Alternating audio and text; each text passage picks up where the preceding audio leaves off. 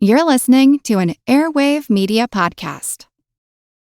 When you need mealtime inspiration, it's worth shopping Kroger, where you'll find over 30,000 mouth-watering choices that excite your inner foodie. And no matter what tasty choice you make, you'll enjoy our everyday low prices, plus extra ways to save, like digital coupons worth over $600 each week. You can also save up to $1 off per gallon at the pump with fuel points. More savings and more inspiring flavors make shopping Kroger worth it every time. Kroger, fresh for everyone. Fuel restrictions apply.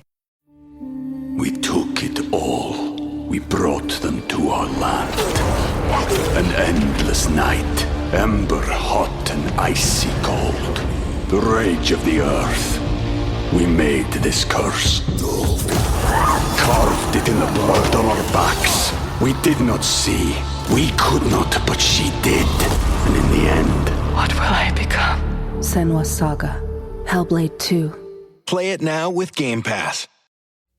Hey guys, we're so excited to announce that we have our very own sponsor. That's right, we have a sponsor, and it is something that we use every day. It's Zencaster. We're going to have a discount link in our show notes, and stay tuned for the swing round and after to hear why we love Zencaster so much. Recorded in Chicago, Illinois, with your hosts, Ken, Matt, Neal, and Jeff. This is Triviality.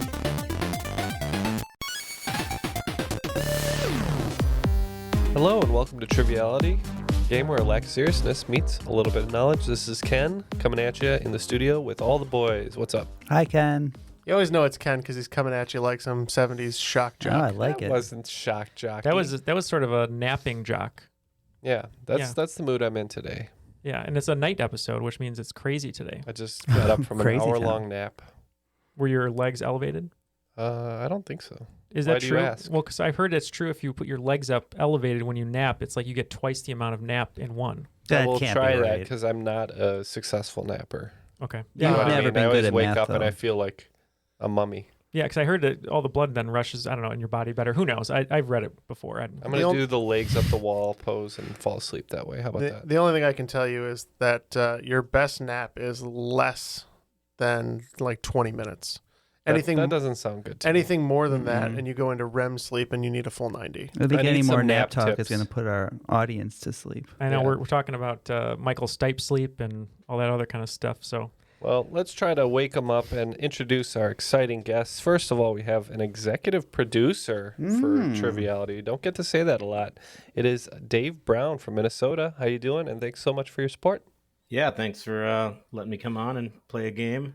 It's great to be here, and yeah, I just really enjoy what you guys do. So, Of course. So as executive producer, you get to pick Neal's actual back tattoo, I believe is that Yeah. right, Yes. you get a design and I'll put something on my back. and add to the one got that it. exists or doesn't exist. That's right, the Schrodinger's back tattoo.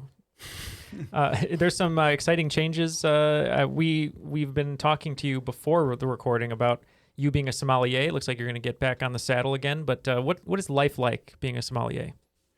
it's a lot of research, as they say, and when I say that, I'm making a drinking motion because that's what a lot of it has to happen. But it's a lot of fun. It's making people enjoy wine and tell them.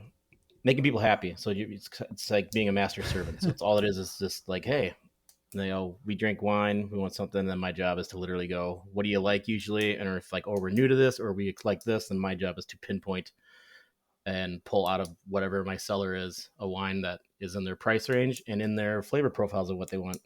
Or if they don't want any of that, my job is to pair it to whatever the dishes that are coming up and as my suggestion. So Well, what would you It's really pair fun. with a Buena beef sandwich?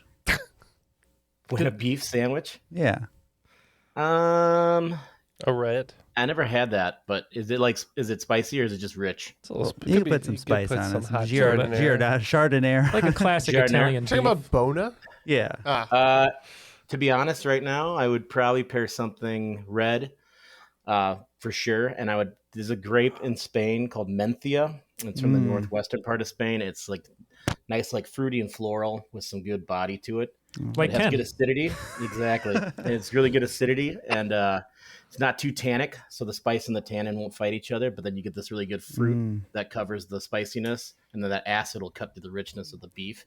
So it's like this really... That sounds kind of perfect. this new I'm going to grape coming assume up, this so- guy knows what he's I talking know. about. This is great info. I know what I'm going to be dipping my beef sandwich in this weekend. Yeah. Menthia is kind of this new grape. It's not new. It's old as hell. All these grapes are really old as hell. New but grape it's just dropped. global warming has really brought up the growing region in northwestern Spain. Like it's just north of Portugal. It was literally cold for a while, but now it's getting a little warmer. So the grapes are getting a little bit riper. So yeah, Menthia or Mencia, because they go tha instead of sa. So Right. And from our resident sommelier to a Dutch enthusiast, that is Eric Walling. He's going to be presenting the game from Kansas City. Thank you for joining us. Yeah, thanks for having me again, gentlemen. It's good to see everybody.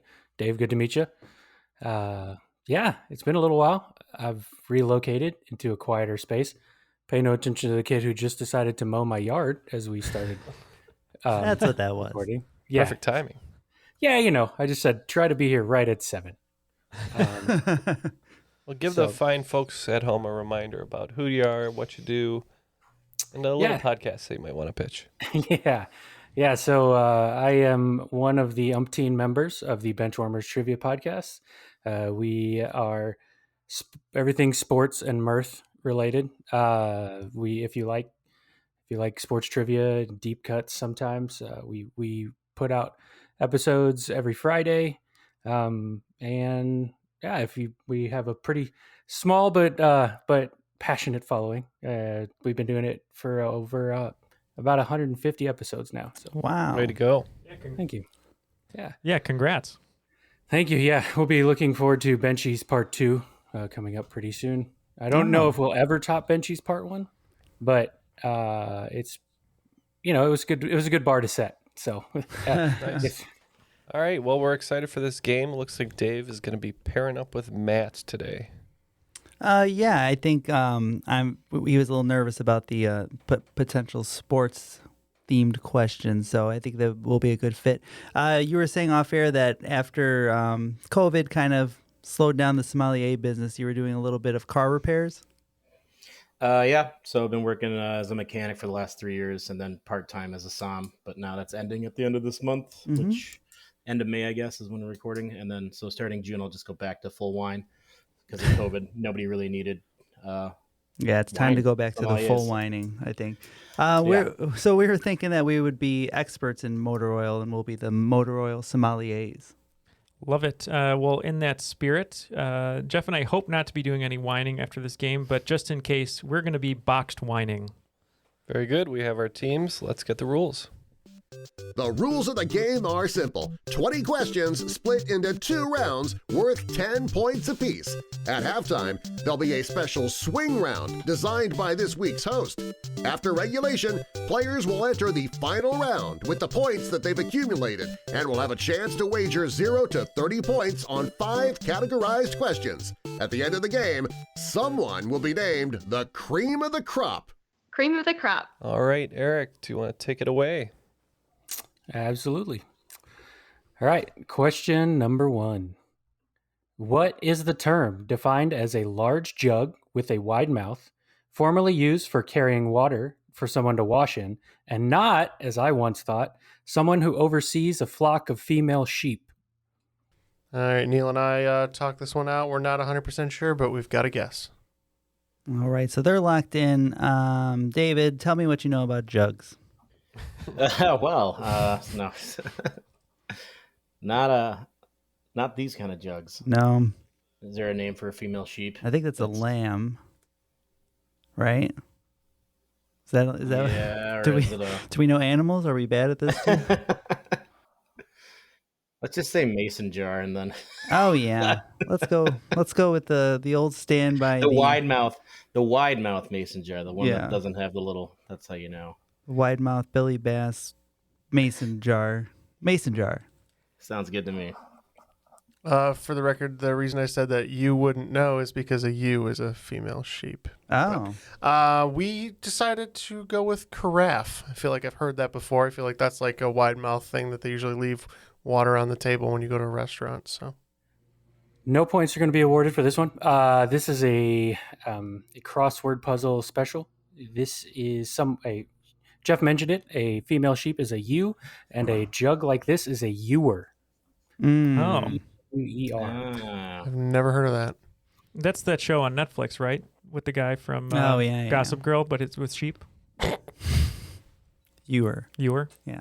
You were fired for that. And the announcer of that show is the famed Milwaukee Brewers announcer. Bob Ewer. Next. Just a bit outside. No, keep it going, guys. I'm here for this. I like that. Just a bit outside. Right. Question number 2. Name the 2 hip-hop acts, one solo and one group, nominated for the Rock and Roll Hall of Fame in 2022. The solo act was elected, while the group was not, much to this host's dismay. Oh, man. I don't feel like there was a lot of clues to go on there. I know. I was like, You're waiting. You're like, all right, give me some clues.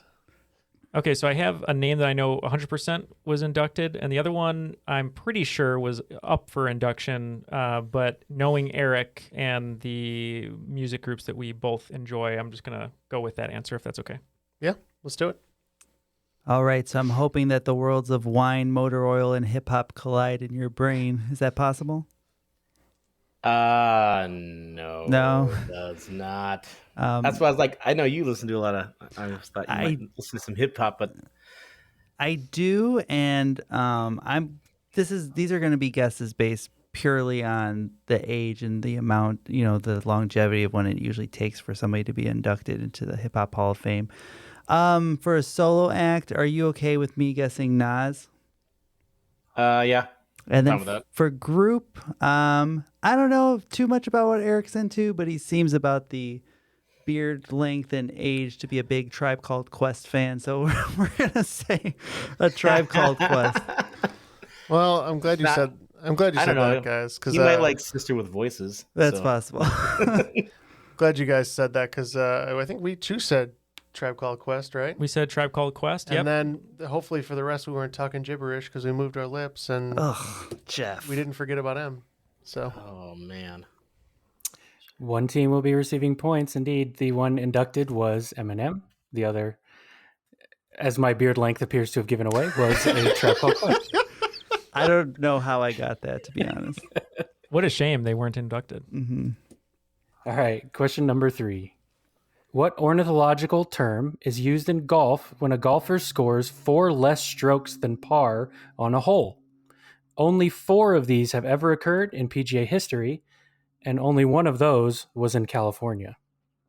Oh, right. Okay. All right. Well, if you feel good about that, then let's go with it. Yeah.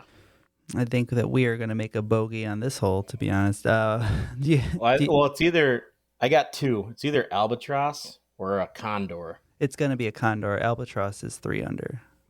I thought 3 under was the double eagle. So it goes birdie. So birdie, eagle, albatross, I believe. I thought I went birdie, eagle, double eagle, albatross. Oh, maybe condor. So you want to go albatross? Yeah. Okay. I'm not an avid golfer, so I am okay with that. So we're gonna lock in with albatross. Ooh, I'm a little. I've never even heard of a condor. I think condor might be right because I do think a double eagle and an albatross are the same thing. I think most people just call it a double eagle, but we also went albatross.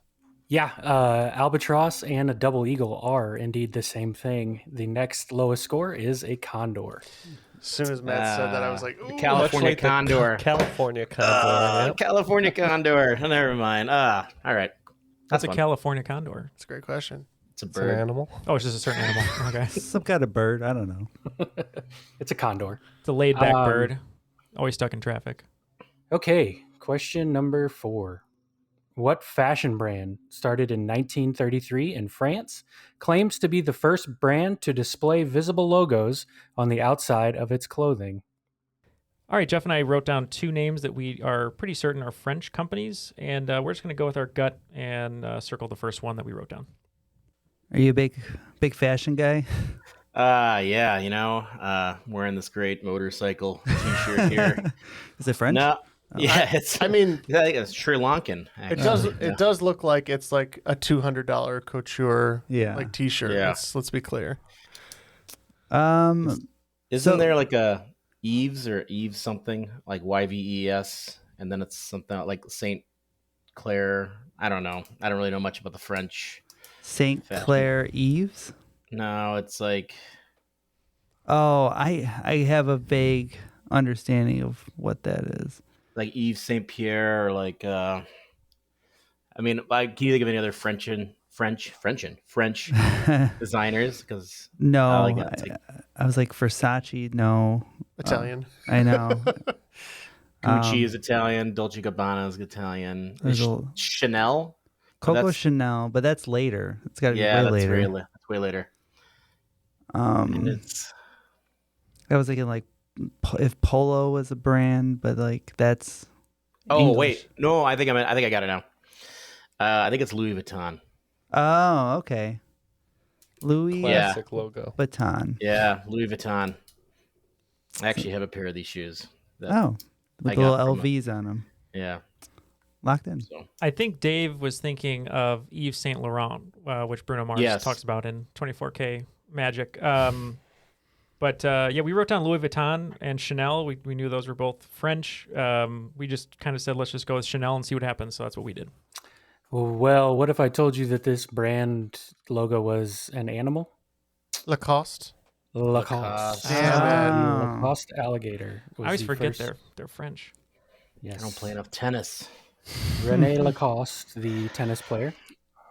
Wanted to display the logo that he was named after, the alligator, and they claim to have been the first to display them on the outside of their clothes. All right. So many dudes with puka shell necklaces and popped collars wearing Lacoste all throughout high school. I just assumed it was American, but no, I was thinking about the Von Dutch hat. I was thinking about Lacoste, but I was thinking about like just the letter, like the big letter branding. Yeah, me too. Question number 5. Willem Dafoe, Kate Dickie, Ralph Ineson, and Anya Taylor-Joy are the 4 actors that have appeared in at least 2 of the 3 films directed by what American horror director? We can lock in. Who are 4 people who will never appear in my kitchen? Every time, that's funny. You have to put out a chessboard, and that's like kind of like Santa Claus with like milk and cookies. So that'll get Anya Taylor, but what about the other ones? Willem Dafoe, what's just going to get nudity. Willem? We just need nudity. Just likes a good breakfast, That's true. I'm a bit of a podcaster myself. Yes, he said the thing. We're all excited about it. What do you know about American horror directors? It's the one category that I don't really ever watch in movies. It's like the thing I was like, oh, it's a horror movie. Like, I don't care about it anymore. Yeah. The only one I can think of is like Willem Dafoe was in The Lighthouse. I think was that considered a? I think it's a action thriller. Okay. I don't know. I made that up. I'm thinking It was not. It was not. It's a very slow burn for an action thriller. It could be Peele because he's not been directing that long. Well, yeah. Let's do Peele. Okay. It's a pretty good Lock guess. in. Yeah. Jordan Contemporary Peele. horror Yes. director. So this one is a director. Ironically, I very much enjoy from what I've seen of him, but I've actually never seen any of his movies, even though I could tell you his movie if I spotted it on the street. But we went with Robert Eggers. One team will be receiving points. Indeed, it was Robert Eggers. So you mentioned it, The Lighthouse and the Northman were the 2 with Willem Dafoe.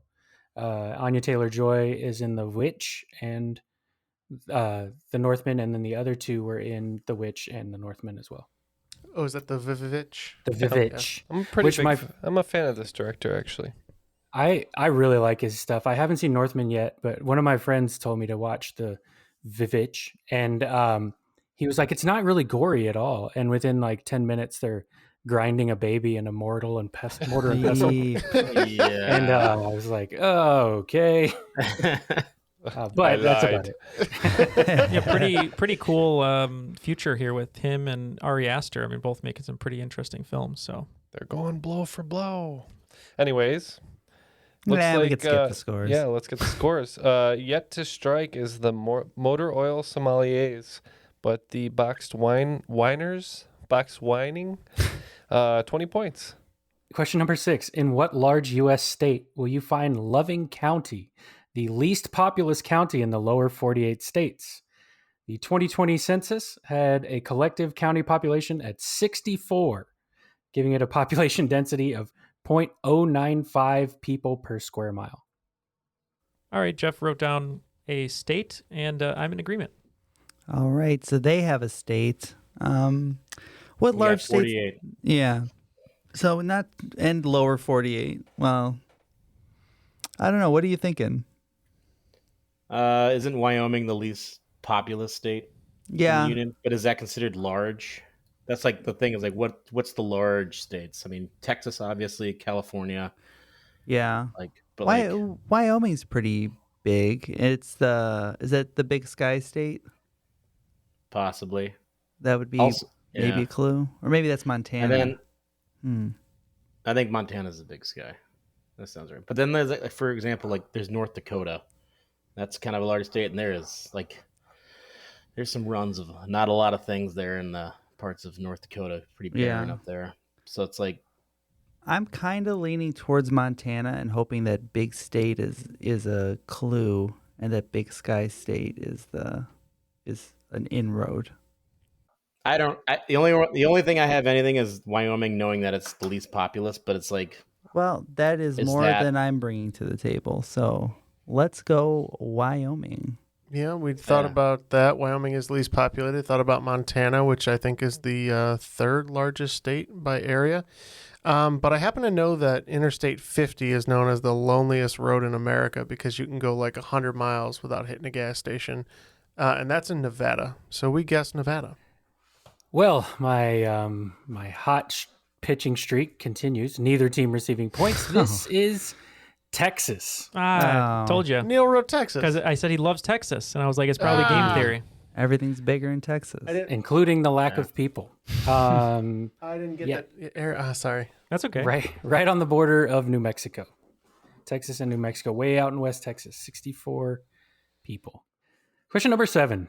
What bird can signal its own mood through changing the color of its head?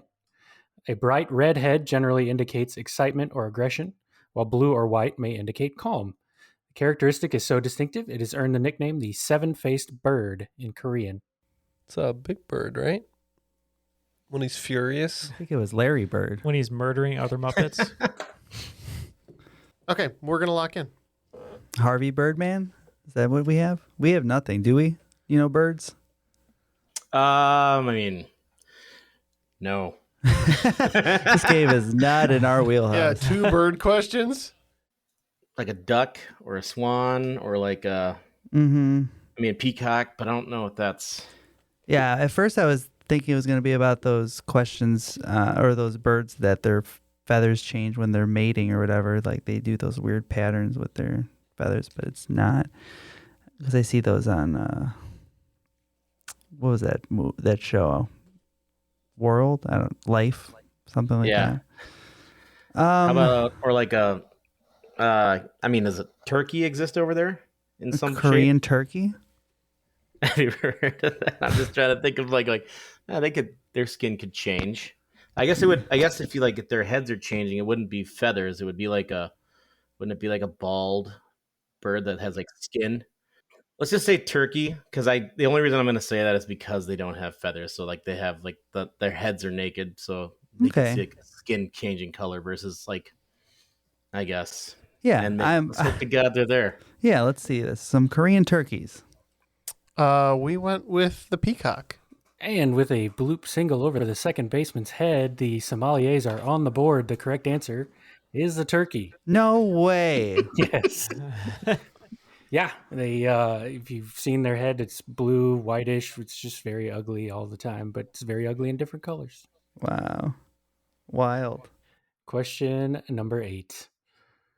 Prior to Bauer's 5-week run at the top of the charts with Harlem Shake in 2013, what theme song had been the most recent all-instrumental song to reach number 1 on the Billboard charts. It occupied the spot for 1 week in 1985. Mm-hmm. Do you want to go with this, I guess? I feel like this is late 70s, but... I'd like to go with that, I guess. That's better than the other ones we've got. Okay, all right, we're going to lock in our guess. All right. So my initial thought was the theme from Beverly Hills Cop, because I was pretty sure that reached number 1 at some point. Yeah, but that's a movie. Right. Right? And then... Did Miami Vice have a theme that was like... It's possible, and then I was also thinking Knight Rider. Because Knight Rider also had a pretty memorable... Because Miami Vice was later, I think. I think that's 87, 88. You want to go with Knight Rider? Yeah, because I don't even know what the theme to Miami Vice would be. Yeah. Like, I can't even picture it, whereas I know that Knight Rider was that. Yeah, I am just picturing Don Johnson's bare forearms. That's all I can all I can think of. So we're going to lock in with the theme from Knight Rider. We kept thinking about 70s shows, unfortunately. Charlie's Angels, you wrote down. What were the ones you wrote down? The theme song to Peter Gunn was big. Green Hornet, Pink Panther. Yes, we have no idea. We wrote down A-Team. We think it's 80s. It could be late 70s too, but we just read a loss, so we said A-Team. Well, the correct answer was mentioned. The TV show started in 1984. The theme song hit number 1 in 1985. That is Miami Vice. Makes a lot of sense, though. Question number 9. In what Pacific Ocean nation will you find the island Vulcan Point? Inside Main Crater Lake, which is inside Volcano Island, which is located in Lake Taal, which is on the island of Luzon. We can lock in. Okay. We looking for a country? I lost track. Yeah, okay. Yes. Could it just be New Zealand? It could be. They got a lot of features. Yeah. Yeah. And they're an island nation. Yeah. Vulcan Point, Crater Lake. It's not really like that sounds English, like naming. I agree. I think that New Zealand is a good pick. We're gonna go with the Kiwis and say New Zealand. There was a big influence in this country when they were sort of a part of the United States. But I'm pretty sure Luzon is the largest of the 7,000 islands of the Philippines. So we went with the Philippines. That is correct. The island within a lake, within another island, within a lake, on an island, within an archipelago in the Pacific is in the Philippines. Good poll. For question number 10, courtesy of our benchwarmer friend, Mr. Eric Eade. Thank you, Eric. It's about Harry Potter then, I would assume? It is about Harry Potter and crack. Born Arnold George Dorsey, this British pop singer who has been described as one of the finest middle-of-the-road balladeers around, released his first album in 1967 and most recently had his song, A Man Without Love, featured on the series Moon Knight. What professional name is Mr. Dorsey known by? I think I know who it is. Technically British. No, he's 100% British, and I believe it is a stage name based on a famous British guy that was a movie. So, yeah, let's go with your answer.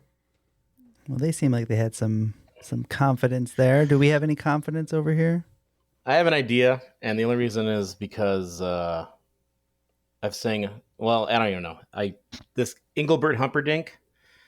He was a guy that sang. He was a crooner in the late '60s and '70s, and he had like the Quando Quando Quando song, and that's the character from some Shakespeare play or like some play that's in the past. So that's his stage name. I think that after all that, whatever you said as our answer is our answer. Engelbert Humperdinck. Humperdinck. He was the king in Princess Bride. Yes, that's where I know the name. I wrote down Adam Ant, who I think is British, but your guess was a lot better than mine. Yeah, so I believe that the person we wrote down is Welsh, but if I know anything about the British, right, if something is great and they're English, they'll say they're English, but if they're from like Scotland or Wales, then they're British. And we wrote down Tom Jones. One team will be receiving points. The man who took a giant leap from the name Jerry Dorsey to Engelbert Humperdinck. No way! Great poll. You know, we only got 2 right, but they're very good. Very good. Engelbert Humperdinck is the poll of the day. And with that, it looks like the scores are fairly close. It's 20 points for the motor oil sommeliers and boxed whining, 30 points. For the swing round, I'm going to be doing 1-sentence summaries. I think these have been done a couple times before, but you know them as sort of plot reductions. I'll be giving the sentence. I will be giving the genre and the year, and I'd like you to come up with the answer. So, for instance, I came up with one, and Louis very, very nicely reminded me not to ask a question about this movie. So, my example is Michael Jordan or LeBron wins his most important championship of his career. Yeah, we're not allowed to talk about Space Jam. Got it. Yeah. So, all right. Number 1. Blue Man boops maniac out of existence in the interest of world peace. Graphic novel, 1987. Number 2. Teenager's weekend fling kills 6. A play from 1597. Number 3. An old man successfully proves that plane tickets are useless and overpriced. A movie from 2009. Question number 4. Man gets rewarded for thwarting a murder when he was really just trying to be a pervert. Movie, 1954 and 2009. Number 5. Goths trade in utopia for some tattered clothes and soggy shredded wheat. Movie, 1999. Number 6. After a thunderstorm, a young girl kills the first woman she meets, then teams with 3 complete strangers to kill again. Movie, 1939. Question 7. Guy makes out with dead body while 7 other guys just stand around watching. A movie from 1937. Question number 8. 8-year-old commits genocide. A novel from 1985. Question number 9. Man shoots his best friend after promising to buy him a rabbit. A novel, 1937. And question number 10. Man ruins his life in order to get back at man who ruined his life. Novel, 1844. All right, think about these summaries, and we'll be right back. We took it all. We brought them to our land. An endless night, ember hot and icy cold. The rage of the earth. We made this curse. Carved it in the blood on our backs. We did not see. We could not, but she did. And in the end... What will I become? Senua's Saga. Hellblade 2. Play it now with Game Pass. If you guys in the studio know me, and you do, you know I'm a stickler for quality sound in the studio and from our guests, and Zencaster helps us to do that constantly by helping us communicate with our guests in the moment and also filtering their tracks so it's easy to edit. Yeah, we're loving Zencaster because when we schedule guests from all around the world, we want to make sure that all our files are safe. And Zencaster has a cloud program that uploads everything for us. We know it's going to be there. And if, like me, I spill water on our machine, it's not going to delete everything. It's happened. As a man who lived across the country with bad internet, it has saved several recordings. And Zencaster is super simple to use. You can run it right in your browser. It allows us to check and make sure that our guest microphone settings are ready to go right from the all-in-one interface. And there's pretty much no learning curve. It's great for us, great for our guests. Thank you, Zencaster, for supporting this episode. And we are back with the answers. Can we have the questions one more time, and we'll see what these guys all said. For question number 1, we had Blue Man boops maniac out of existence in the interest of world peace. A graphic novel from 1987. This one we knew as a graphic novel because of the graphic depiction of genitalia, and we said Watchmen. We also did that as well. That is correct. It was The Watchmen. Question number 2. Teenager's Weekend Fling Kills 6, a play from 1597. One of my absolute favorite ways to talk about Romeo and Juliet. We also said Romeo and Juliet. Indeed, it was Romeo and Juliet. Question number 3. An old man successfully proves that plane tickets are useless and overpriced. A movie from 2009. This one took us the longest, but then once we realized we shouldn't be thinking about plane movies because he doesn't like planes, and we said, what else could you use to get up in the air? And we just said up. Yeah, basically the same. This was the one that we came back to that we couldn't figure out, and then who's old man? And Matt was like, "Oh wait, is it up?" I'm like, "Oh yeah, that's up." So we also went up. Yes, eschewed the plane for balloons. It was up. Right. Question number 4. Man gets rewarded for thwarting a murder when he was really just trying to be a pervert. A movie from 1954 and 2009. Can we get the answer from the star of the film? Well, you see, I was trying to look out my window, and Grace Kelly... He's very old. I'm wearing a cast here, Ken, please. Grace Kelly's interrupting me. I have my camera in my hands, and she wants to have sex. It's very old. It's very old, Jimmy. It's a really bad Shia LaBeouf. Yeah, we went Vertigo / Disturbia. Rear Window? What did I say? Oh, Rear Window. Excuse me. Yes, Rear Window. You went with 2 other movies. Yes, Rear Window, Jimmy Stewart, and Disturbia. We said Rear Window. Yeah, the correct answer was Rear Window. Got so lost in the impression. I did, yeah. Yeah, that was like the 5 Goes West dog, Jimmy Stewart there. All right. Question number 5. Goths trade in Utopia for some tattered clothes and soggy shredded wheat. The movie from 1999. I believe it's called Tasty Wheat. Thank you. And it contains all the amino acids that the body would ever need. We said The Matrix. It's really hard to eat when there is no spoon. We said The Matrix. Indeed, it was Tasty Wheat and The Matrix. Question number 6. After a thunderstorm, a young girl kills the first woman she meets, then teams with 3 complete strangers to kill again. A movie from 1939. We went with The Wizard of Oz. Yeah, and then one of the strangers died from lead poisoning, I think, or from being painted with silver paint. Said The Wizard of Oz as well. That is correct. I don't know that she intended to kill that guy, but 1939 was Wizard of Oz. Yeah, there's a a bunch of safety issues on that set. OSHA would have had a field day. Yeah. The guy hanging in the background. Which got like 3rd-degree burns from a pyrotechnic mishap. Question number 7. Guy makes out with a dead body while 7 other guys just stand around watching. A movie from 1937.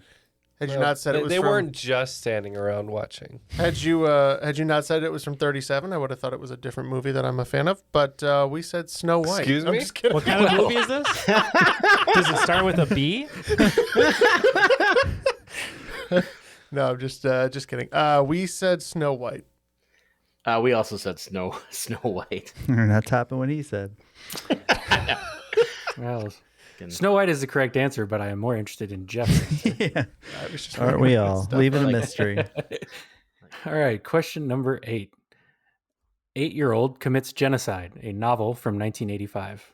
So this one, initially we were putting like Firestarter and The Omen, but we're like, I'm pretty sure those are 70s or early 80s. And then I was trying to think of kids doing stuff that was bad. And Jeff said, well, a civilization could be Alien. And I said, well, what about Ender's Game? So that's what we locked in with. Yeah, we also thought this was Ender's Game. Yes, the massive movie flop. It was Ender's Game. Question number 9. Man shoots his best friend after promising to buy him a rabbit, a novel from 1937. This one, sort of an inside joke a little bit in the studio. We went with Of Mice and Men. Yeah, the Metallica classic, Of Mice and Men. Indeed, it is Of Mice and Men. Just waiting for one of you guys to Lenny me, put me out to pasture because I suck at trivia. I think when you get the rabbit, that's when you know. Yeah, right. You just show up and there's a rabbit at your on your microphone.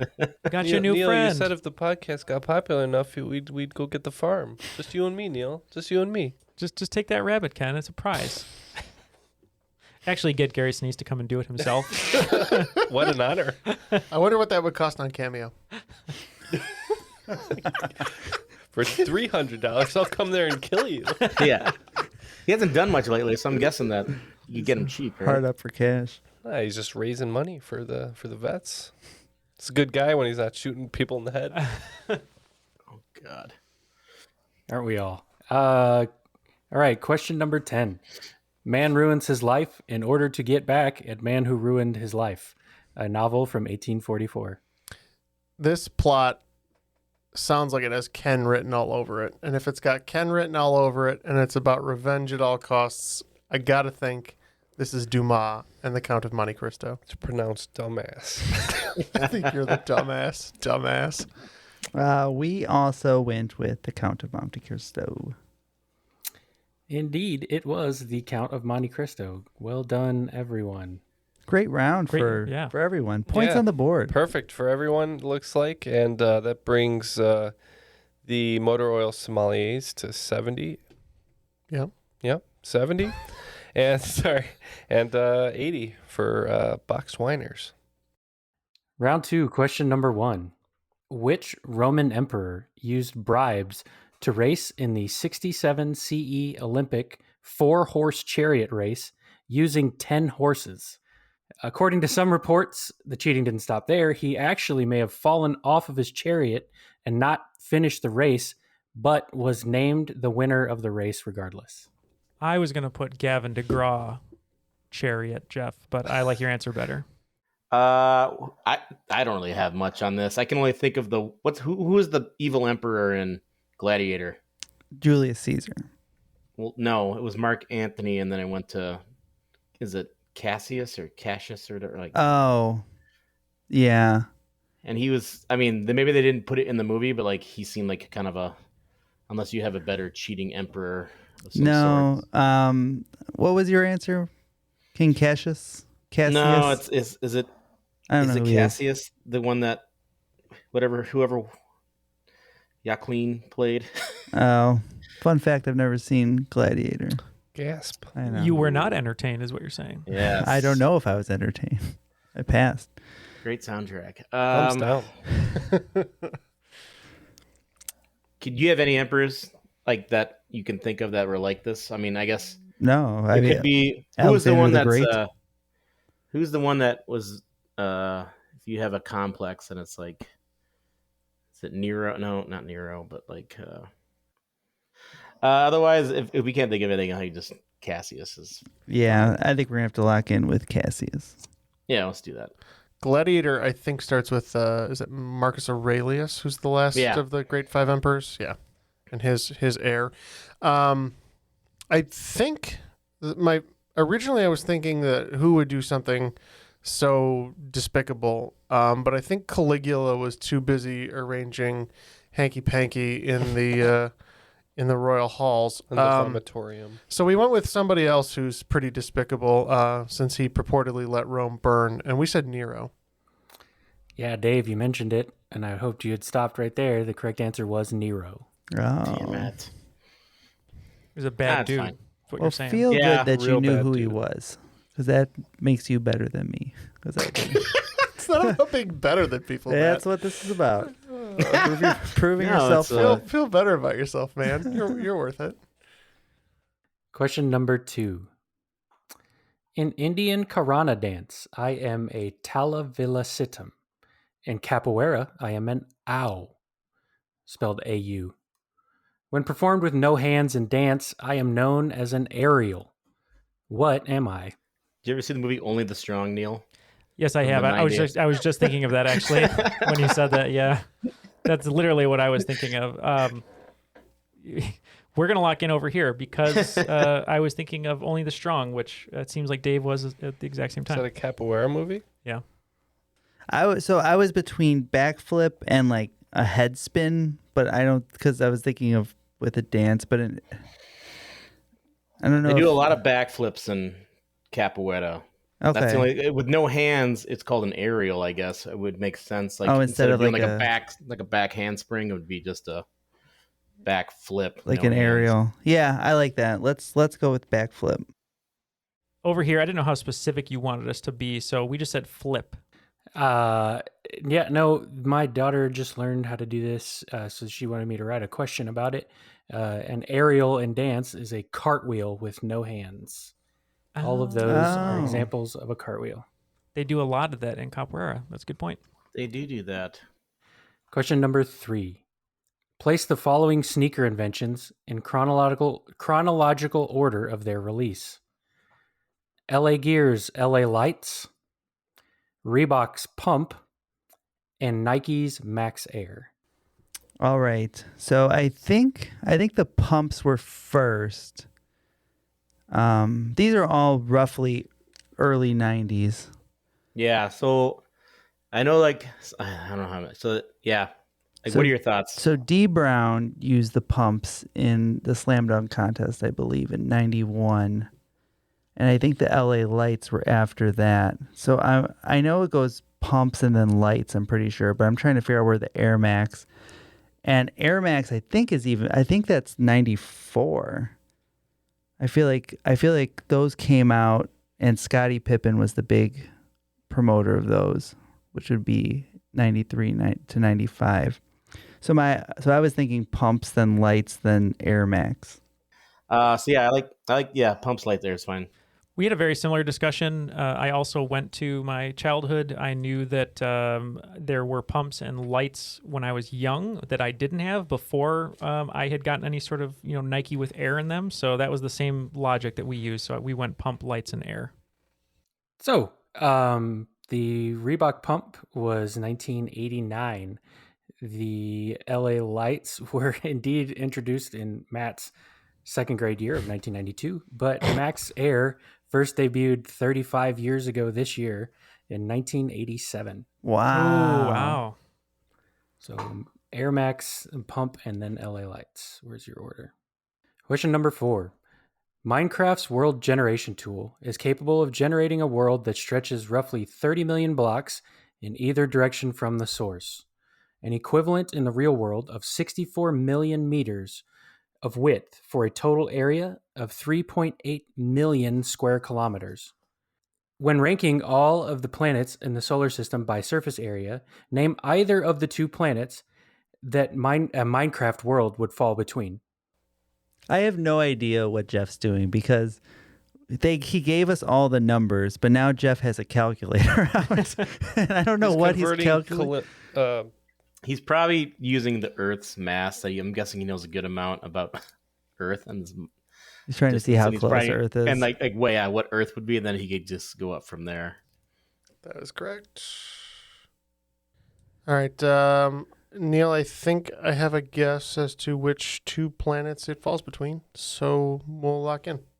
Uranus seems kind of funny. It always kind of fits in. Yeah, and I feel like this wouldn't be a good question if it was like the smallest. So we could probably rule out like Mercury and Venus.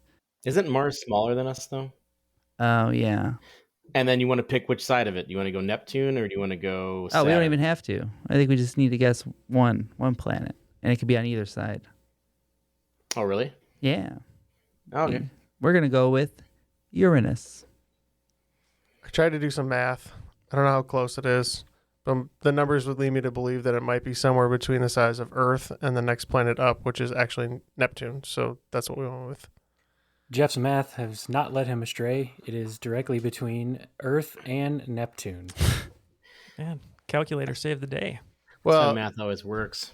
Dang so it took me a while to remember the area formula, and then I knew Earth is approximately 13,000 kilometers in diameter. So pi d squared. Right? Exactly. It's like half a billion, right? That's so I'm like, formula. Somewhere in there.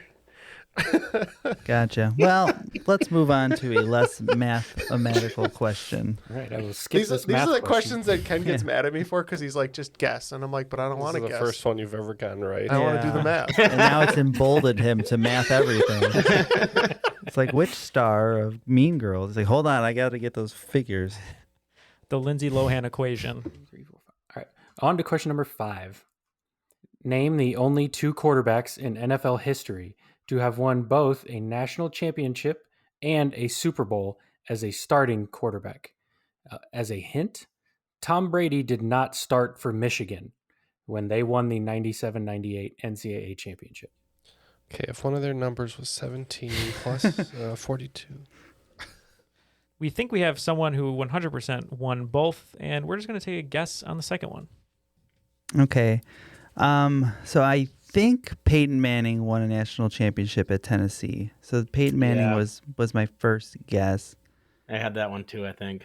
And then that's And then I was thinking back if Joe Montana won, but Notre Dame. And that was back when it was the Writers Association basically picked the national champion. So there was two national. I forget how that worked. But then I thought, did Trent Dilfer? Was he the quarterback of? He was the quarterback of the Ravens when they won.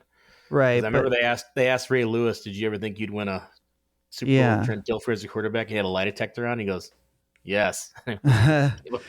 Was he the quarterback of those Miami teams when they won? I remember vaguely, and this is only like Mel Kiper talking the crap out of him back when he was coming out. So I don't know if he was, but I remember like he was like the number one. He was a big prospect. Yeah. And I don't think Joe Montana won. I know Elway didn't win at Stanford. I know Aikman didn't win. There's just a lot of people that did not win. Brett Favre, no. Aaron Rodgers at Cal, no. Joe Namath, did he win? Joe Namath, maybe, but that's way, way back. You want to try Peyton Manning and Trent Dilfer? Yeah, I mean, you feel good about. I kind of do. I knew he was a really good prospect, and I don't remember. I don't know. College ball is not anywhere in my wheelhouse. So if you think he won with Miami back then yeah, I'm fine with that. Yeah. I didn't even know he went to Miami. So I think he did. I could be way wrong, but I don't care. I think we're gonna lock in with those two. So we also thought Peyton Manning won with Tennessee. Yeah, pretty positive on that. We went down all the quarterbacks. A lot of them, have repeated Super Bowls the last 20 years, but we knew, Russell Wilson, all those, Tom Brady, none of them won. We wrote down Elway. We got all the way down to him. I think Troy Aikman, I might have learned this on Benchwarmers, started the season the Sooners won the championship, was hurt, so he actually didn't start in the championship game, so it wouldn't count. So then we just had Montana, and we just kind of put up a hope and a prayer. The one quarterback who won for both Notre Dame and the San Francisco 49ers was indeed Joe Montana. Mm. The 1998 Tennessee Volunteers won the national championship with quarterback T. Martin, not Peyton Manning. The other one was mentioned. He won as a starter for Alabama and the New York Jets. That is Joe Namath. Wow. Ooh. So no points there. No. I would have swore it was Manning. That's crazy. Mm-hmm. All right. Unfortunately, a tough start for the first half for the sommeliers. No points. 20 more points for boxed whining. So that brings it to 70 to 100. Question number 6. Muhammad ibn Musa al-Khwarizmi was a Persian astronomer, geographer, and mathematician. A field of mathematics that most students have to take in school is derived from the name of his most famous book, and his name is the etymological root of a term more closely associated with computer science. Name either of the terms. Okay. I think we're going to lock in since we only need one. You think that this could possibly be algebra? I know that's Arabic or whatever. So yeah, that's the only thing I could think of that would be actually like. Yeah, and I feel like we'll talk ourselves out of the right answer if we talk anymore. So we're gonna yeah, I would agree. Algebra. We'll lock it with algebra. Yeah, I do think that this is algebra, so that's what we went with. Indeed. The other term we were looking for was algorithm, but the correct answer both of you had was algebra. Right. A Texas-based craft beer company called the Manhattan Project came under fire in 2019 for naming a beer after what Marshall Island, which was the site of nuclear weapons testing 1,000 times more powerful than Hiroshima and Nagasaki. I believe we can lock in. Although I can't see how they got in trouble. They already named themselves the Manhattan Project, so I don't know what you're expecting. Was it the Bikini Atoll? Wasn't that where they did a bunch of testing at? Yeah, because that's SpongeBob's Bikini Bottom, because they're all mutated animals. I believe that is correct. So I'm good with locking with Bikini Atoll. Yeah. I mean, that's the only thing I can think of. Yeah. Yeah, Yeah. Larkin. Also, the namesake of the two-piece swimwear. We said Bikini Island. Yep, that is correct. Both teams receiving points. It was the Bikini Atoll. And question number 8. The Canadian band Metric is the inspiration for what fictional band at the center of Scott Pilgrim vs. the World? The band includes Brie Larson as Envy Adams on vocals and Brandon Routh as Evil X/vegan elitist Todd Ingram on bass.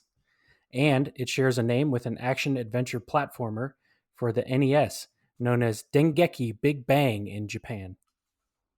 I always forget the sequence where they are in the alley or whatever and the vegan stuff.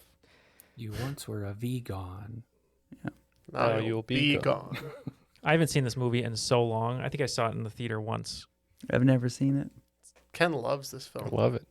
I have no idea. I can only think of the other band, the Allison Pill band. Yeah. So we're just going to lock in with, which is clearly wrong, Sex Bomb, even though it's wrong. Sex Bomb. Do you have any ideas? Well, my only idea was Sex Bomb, but now that I heard it's clearly wrong. Was Bomb the music industry? Does that ring a bell? I don't know if that is a real band or a band that was from this movie, and because I've never seen it, so I don't know. I haven't really seen it either. I only remember the Sex Bomb one because like we are Sex Bomb, and then hits his drumsticks and goes, and that's because somebody showed it to me. Yeah. I mean, yeah, whatever. Otherwise, like the only other thing I got is Spinal Tap, and that's not that movie, This one is not Spinal Tap. Yeah, this is not Spinal. So yeah, if you have Bomb the Industry. Yeah, I think it was Bomb the music industry, so we'll just lock in with that. That is a real band. That's a real band, yeah. I played with them one time. No kidding. Yeah. Not with them, but, opened for them. Jumped on stage. So we got a Sex Bomb and a Bomb the Music Industry. Yeah, so... I think it's Clash at Demon Head? It is indeed the Clash at Demon Head. Good pull. Yeah, I don't remember that at all. Yeah, Ken flexing his mighty traps over there. I went to the Wikipedia entry for the video game, and this is my favorite bit. Billy Big Bang Blitz is a sergeant in Sabre, the Special Assault Brigade for real emergencies. Bit of a stretch. Little stretch there. All right. So for the last 2 regular round questions, my Benchwarmer brethren have written a bunch of questions, and so many that they're bleeding over into the real game. So I'm going to let you guys pick which 2, or actually I'll let the sommeliers pick first, which category they would like. We have children's TV, science, geography, definitely not children's TV, music adjacent, comic books, or fast food. Oh, jeez. That's all you. What would you like? Let's do not children's TV. Not children's TV. Okay, Mr. Bombeck has written a question, definitely not about children's TV. In the television series Better Call Saul, what is Saul Goodman's real name? All right, we don't think we're correct. It's been a while since we've seen Breaking Bad or Better Call Saul, but we have a guess that we think is like around the right area. It's Jimmy something, but I can't because because he went by James at some point, but I think it was Jimmy, and and it's not Connors, but I don't know if I'm gonna get here. Jimmy Gill. Oh yeah, Ooh, you got it. Yeah, I don't know. I just want to sound like a. Oh, okay. Sound like you had it. we're locked in with Jimmy Gill. Jimmy Gill sounds really correct. I believe it's really close. Yeah, and I think it's got to be right because I knew it was something. I think he's from Cicero, from the Illinois area. Yes. And all I came up with was Mickey O'Connor, but I think we're way off. Might be McGill. Significantly less Irish. Since points are at a bit of a premium here, I'm going to give credit. The correct answer is Jimmy McGill. Yeah. Yeah. Good job, Matt. That was a good poll. That was nice. I had just enough time to stew on it. So for our final question, Jeff. So I think we should pick a category we're bad at so that we can wager big on the other 5. Stop using logic. Okay. Oh, they're going to bleed it into the final. Okay. Yeah. Do you want to do either children's TV or fast food, maybe? Or comic books. Which one do you think we're going to be bad at? of those three. I mean, I don't know much about comic books, so You did say comic books, correct? Yes, comic book characters, comic books, yes. okay. Let's just comic books. Okay, sounds good. I ate an inordinate amount of fast food, so I think we'll be okay there. Okay. Well, you can thank Mr. Marcus Ellis, the handsome one on the podcast, for this. Hal Jordan, Jon Stewart, and Kyle Rayner are all part of the Green Lantern Corps, and the Green Rings are powered by will, which allow them to create any construct they can think of. Marcus would like you to name any 2 of the other 8 lantern powers in the DC universe and the corresponding emotion that powers them. Oh, no. No, I would not like to answer that, Marcus. With the lantern powers or people? Powers. All right, we don't know much about Green Lantern colors and all of that, but we're just going to lock in with a guess. So, I mean, there's yellow. That was in the movie. That was Sinestro or whatever. I don't know what emotions related to that. There's Yellow. purple. I think there's a red. Purple was horniness, right? I was going to say, which one is virility? I was just going to make that joke. And then, of course, you had to go much more crass. Well, yellow, So, I would think would chef's be kiss. fear, right? Like a yellow belly, maybe. That's That makes sense because it turns them. I mean, it makes the one guy like I mean, the horrible movie I saw, but Mark Strong turns bad by tapping into it, and he's like, "I'm just gonna do a little bit." Well, And then okay. he becomes the bad guy. Just So one hit of fear. Then he just starts Well, mainlining fear. yellow. And you said red was probably another one, right? Yeah, and these relate to emotions, right? Yes. Okay, so there's will. Is there rage? I would think Or red anger? would be a rage. He's raging Inside Out. That thing was really mad. And red. Hey, Red that's another thing. rage. Yeah, red is rage. What was purple in Inside Out? I think it was Which one is depression? sadness. All that of was them? that was Well, you got purple. 2, right? Yeah, so we're gonna do yellow and fear and red and rage. Okay, when it comes to Green Lantern, I had a friend who was obsessed with them all throughout high school and would try to explain how the colors work. I'm pretty sure yellow is fear because that was Green Lantern's that was his kryptonite, was yellow, the color yellow. I don't know any of the other colors, but we just said maybe blue means calm. Right. Well, one team will be receiving points. Yellow was fear. So both teams were correct there. Red is rage. Yeah. Good logic. Blue is hope. Orange is greed. Black and white are death and life, respectively. That makes sense. Sorry. Violet or purple is not quite horniness; it is love.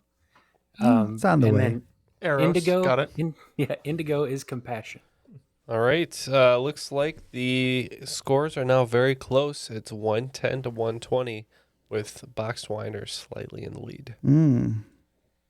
All right. Well, Eric, we want to hear the final round categories. We just wanted to say thank you to you and Dave for being Patreon supporters. You've been very long-standing Patreon supporters, which we appreciate, helping us continue to put out new bonus content and upgrade our equipment, all that good stuff. But if you'd like to join Eric and Dave, where can they go, Jeff? They can go to patreon.com/Triviality Podcast, Neil. And over there, you can get some extra perks like boxes, stickers, posters, but most of all, 2 bonus episodes every month. One Ask Me Anything style and the other trivia focused. And we hope to see you joining Eric and Dave over there at patreon.com/Triviality Podcast. It would be our honor. All right, let's get the final round categories that were remaining. Right. Final round categories remaining are in David Lux, who wrote a children's TV question. Mason Guillot has written a science question. Eric Eade has written a geography question. Dan Lundberg has issued a music adjacent question, and Scott Grimes has a fast food question. And the wagers are now in. Let's hear the questions. All right. Question number 1 from David Lux in children's television. Originally performed by Jim Henson and Frank Oz, respectively, Bert and Ernie have been staples of Sesame Street since their debut in David's birth year of 1969 and are among the small handful of Sesame Street characters to appear on The Muppet Show.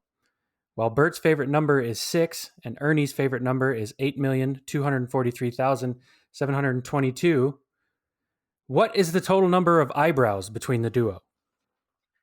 Question number 2. Mason's science question.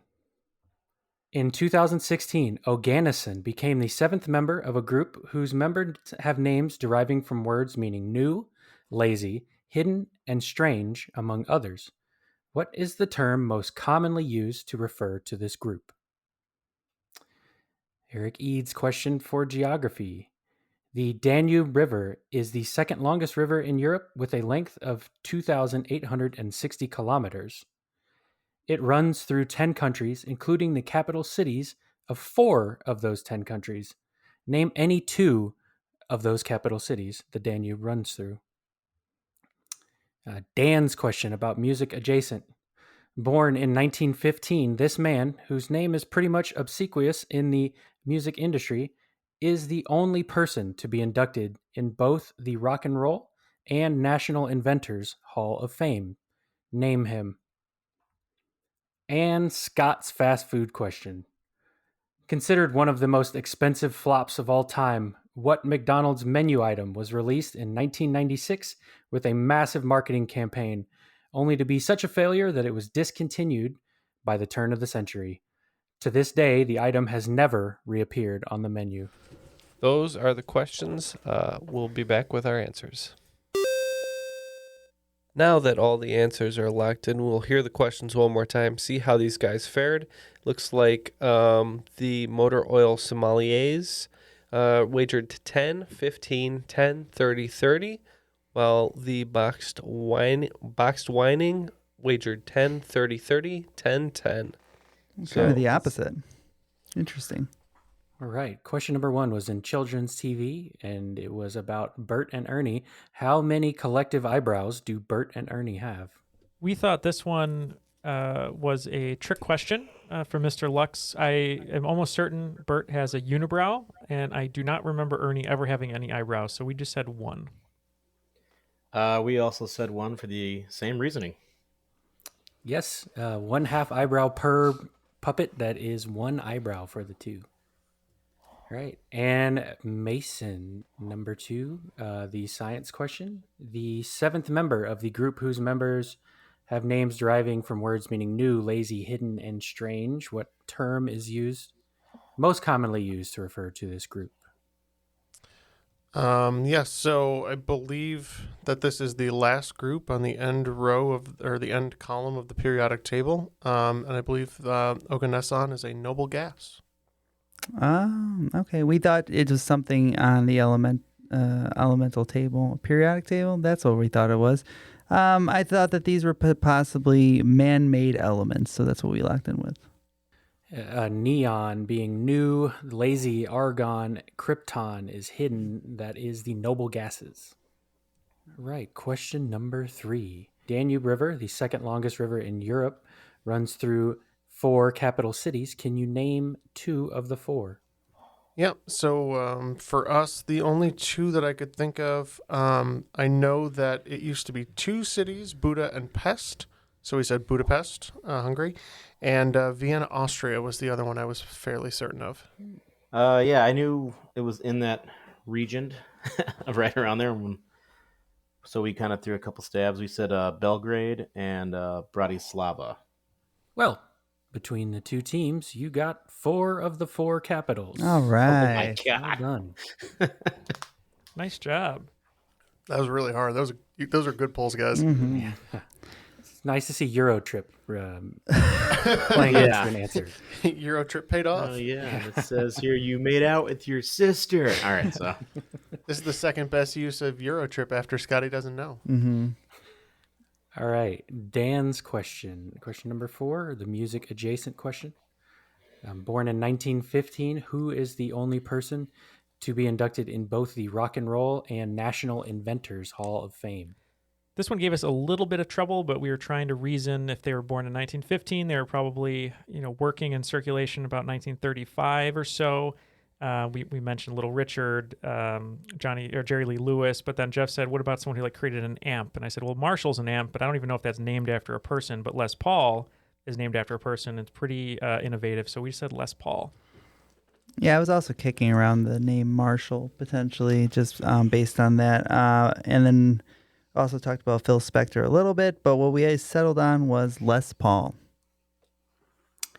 Both teams receiving points. The correct answer was Les Paul. Well done. And for the final question, Scott's fast food question. What was the name of the massive McDonald's flop from 1996 that was obsolete by the turn of the century and has never reappeared? So I'm almost positive that I learned this recently just from watching Mythical Kitchen on YouTube. They do series where they do like discontinued things, like they redid the volcano taco from Taco Bell. And I believe that this is the McStuffins. That sounds horrible. I don't know what it is, but so I'm pretty sure that this is when they came out right around Atlanta Olympics. It was supposed to be their premium burger. They brought it out and nobody liked it. I think it was the Arch Deluxe. One team will be receiving points. McStuffins would have been a better answer for the children's TV question. The correct answer was Arch Deluxe. No way. I remember the Arch Deluxe. I remember getting it during the Olympics. Mm-hmm. Wow. That will conclude today's game. Adding 65 points to their scores, the Motor Oil Sommeliers, nice effort, but with 70 more points in the final. Boxed Whining with a total of 190. You're today's cream of the crop. The cream will rise to the top. Oh, yeah. That was a fun and challenging game, though, Eric. Great questions as well from the gentleman at the Benchwarmers Trivia Podcast. But yeah, hard game, but we eked out a win there, Jeff. Very close. Wow. I'm absolutely thrilled that we were able to do that because that last one I came in with such thunder on McStuffins. It turns out I did look it up on Wikipedia. In 1993, it came out. It was based on a fresh baguette-style bread stuffed with cheese, pepperoni, and or chicken teriyaki. And it was similar to the Hot Pocket. So imagine if you wanted to get a Hot Pocket but made by McDonald's. I would not like that.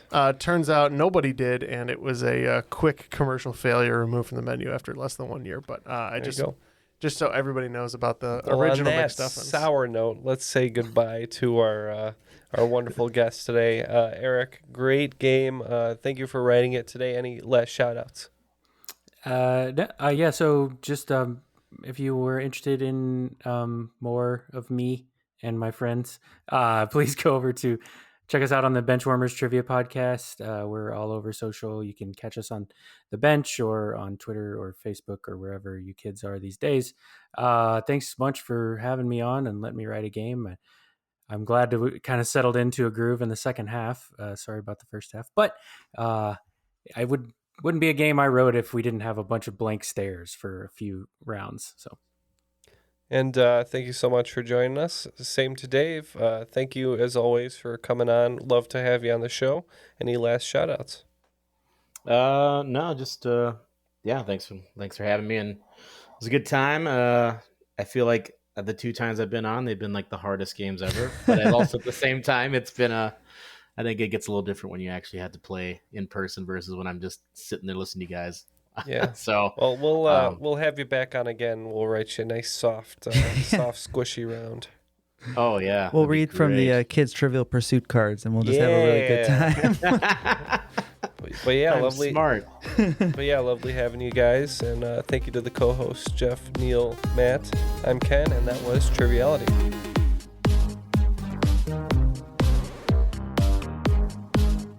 I am now capable of holding a clicky pen, though, without clicking it I for trained one him. whole hour. I had to hit him a lot. Which is impressive.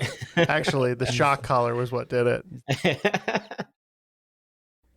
Hey, for any of you out there who need a great platform on which to record your podcast, please use our offer code at zen.ai/triviality, a trivia game show pod. Trust me, we didn't pick that. But the offer is good for 30% off directly through Zencaster. So if you're looking for the same excellent, easy-to-use experience that we get with professional sound, please check out the link below. Yeah, the discount code's in the link. You can use copy and paste. That's zen.ai/triviality, a trivia game show pod. Links in the show notes.